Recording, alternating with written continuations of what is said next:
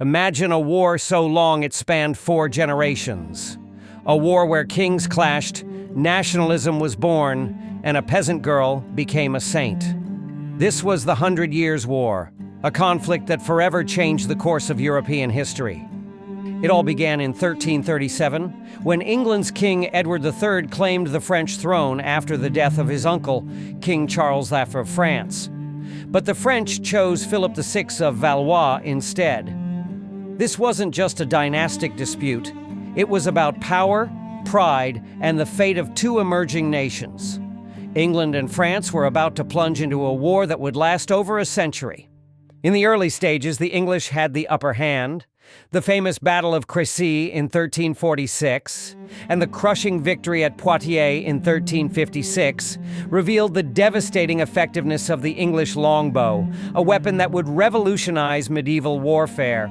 France's King John II was even captured and taken to London. But war, like history, is never linear. The Black Death swept through Europe, decimating populations and freezing campaigns. Here's a curious fact.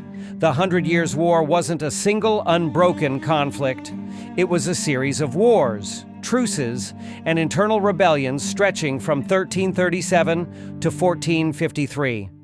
And in its darkest hour, France's greatest hope came not from nobility, but from a teenage girl, Joan of Arc. In 1429, Joan, a peasant from Domremy, claimed divine visions and persuaded the French heir, Charles, to let her lead an army. Against all odds, she lifted the siege of Orléans and turned the tide of the war. Her courage inspired a new wave of French unity and national identity. But her fate was tragic. Captured by the English, she was tried for heresy and burned at the stake in 1431, at just 19 years old.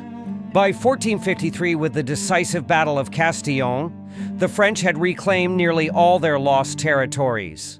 England would retain only Calais, and not for long. The war was finally over. Its consequences were profound. France emerged more centralized and unified. England, meanwhile, spiraled into civil war, the Wars of the Roses. But beyond borders and battles, the 100 Years' War marked the end of the medieval world and the dawn of the modern nation-state. Sometimes 100 years of war doesn't destroy a nation, it defines it.